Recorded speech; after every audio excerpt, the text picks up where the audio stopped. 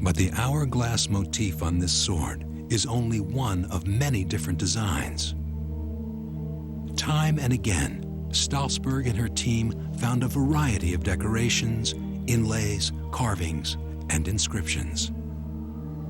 Their exact meaning remains lost, but one thing is clear. The Vikings lavished care upon their swords to an almost obsessive degree. All the swords that we checked had something on the blade. The blades were not only simple pieces of steel. So what lies behind this adoration of the blade? An intimate knowledge of an individual weapon's characteristics, maybe. Certainly, a respect and understanding for its strengths and weaknesses. Perhaps a reverence for weaponry meant a reverence for war itself. The Vikings' superiority in combat lay with an attitude of mind, not with hardware. What really was the difference was not the weaponry, it's the people that used that weaponry. And there, I think, the cult of the Vikings, this cult of violence, was a crucial difference between the two sides. As the 9th century progressed, Viking raids grew in scale and ambition. Soon, Viking armies were fighting full-scale wars of conquest. Large areas of Western Europe and Russia fell under direct Viking control. As their vanquished foes perhaps were learning, the Vikings' biggest weapon was their fighting spirit. Coming up, drugs, rage, and hardwired for war. The secrets of the Viking warriors are unveiled just after on the National Geographic Channel. We now return to Secrets of the Vikings on the National Geographic Channel. Viking fighting spirit sprang from their pagan religion.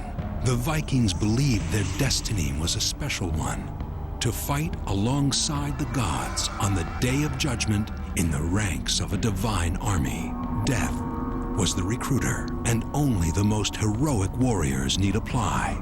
Until the final day, the fallen would train in the spiritual realm of Valhalla. Their heaven was called Valhalla, which was like a sort of a heaven for lager louts with lots of feasting, to which they were carried if they died in battle by the Valkyries, these incredibly fierce, mythical women who rode up into the heavens with them. To enter the realm of Valhalla, so Viking mythology decreed, warriors must actively seek heroic ways to die. This mythology suggests the Vikings had something their foes did not: a powerful belief in themselves as the gods' appointees for war. In this lab in Stockholm, Sweden, archaeologists believe they've found real evidence of the Vikings' belief in their divine purpose. The team here is examining fragments from a unique site, a warrior garrison found at a place called Birka, a garrison modeled on Valhalla itself. When you read the Icelandic sagas and so, and the description of Valhalla, it is if you saw the house on Birka. Buried under the site, archaeologists have discovered a range of objects that paint an intimate portrait of the warriors who lived in the hall. They would have looked quite impressive, and I think they were interested in looking good. We know that they had combs, all of them, and the comb was hanging from the belt. So the hair was important, and that they looked smart was important. And there was more. The warriors' belts were decorated with signs and symbols, badges of rank in the pagan world. The Viking warrior belt was very important, not only because it showed rank, but also it was a symbol of social status, high social status. It's, you could say, almost like a uniform, or the beginning of a uniform. Among the decorations, a good luck charm in the shape of Thor's hammer, a reminder of the warriors' pagan links. Artifacts recovered by the team reveal how the men lived together, feasted together, and trained together, and women were not allowed. We think they have been warriors that were well trained, well equipped, but we have found nothing related to female purposes or activities. Living together in an all-male enclave, adorned with symbols, carrying pagan trinkets, the Vikings of Birka have all the hallmarks of a cult. Most primitive societies have a cult of the warrior because it is a very dangerous occupation and people need to be psyched up in the modern sense to actually engage in warfare. For many experts, this cult mentality, perhaps fueled by anti-Christian sentiment, first inspired the audacity of the raids on monasteries like Lindisfarne. It then inspired the Vikings to even bolder acts of aggression in Europe and beyond. Those who were on the Viking expeditions were all part of a whole movement which had at its centre this cult of violence, this belief that it was somehow divinely ordained to go and attack anybody who came in their way, to conquer, to seize what they could, that it would bring the favour of their gods. Was this cult of violence really sufficient to account for Viking military prowess? Maybe training and lifestyle alone were not enough to explain Viking success in war. Legend tells of one cult, at least, that took things further, a lot further.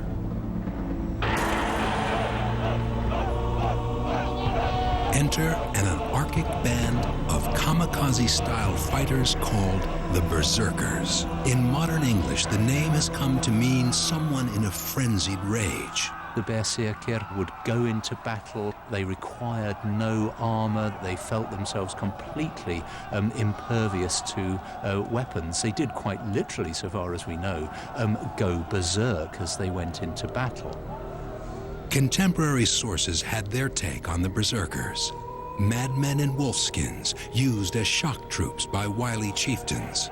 But in modern times, the Berserker legend has taken on a whole new twist and includes speculation that Berserker battle frenzy was fueled by a form of drugs widely found in Scandinavia, narcotic mushrooms. It sounds bizarre, yet the idea of the Berserkers' drug connection has persisted. So could narcotic mushrooms really be the cause of the Berserkers' rage?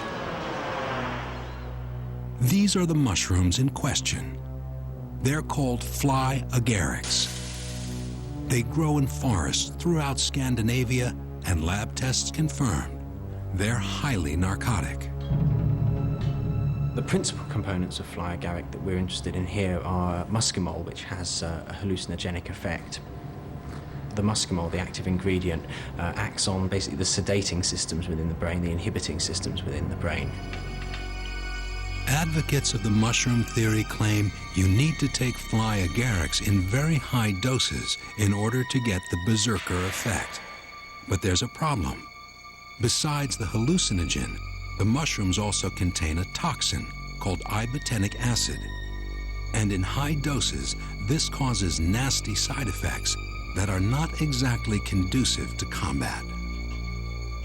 The ibotenic acid component is very irritating to the stomach itself, and so nausea and, in higher doses, vomiting are certainly the principal side effects. So even if the Vikings knew of fly agaric mushrooms, could their consumption have been of any use in combat? Historians don't rule it out, but they remain cautious. I think what we have to admit is that the sources we've got are just not consistent enough for us to honestly believe we can reconstruct and say, this is how it must have been.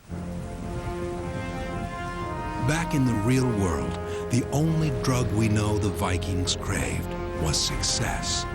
Monastic booty inspired the raiders to return in larger numbers. To go a Viking quickly became a career choice. Step by step, the Vikings were lured into a path of invasion, conquest, international trade, and exploration. What had started off as piracy swiftly became an industry, one that involved the entire community. you have to think of people with an enormous range of skills: woodworking, boat building, the construction of weapons, down to the women who weave and knit the clothes to keep them warm. There's a very rich social and cultural mix that lies behind the sharp end, if you like, which is that awful image of the Viking leaping off the boat with his sword in his hand. In short, Viking society became hardwired for war. Within 2 short centuries of the first monastic raids, the Viking sphere of influence stretched from Central Asia to the fringes of North America.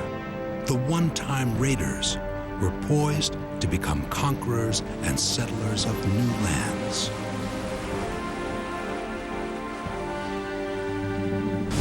After 2 centuries of successful terror, why did the Viking world collapse? Clues to the puzzle lie in a Viking fortress. Digging into the past, what Viking warriors will be revealed when we return. Monday,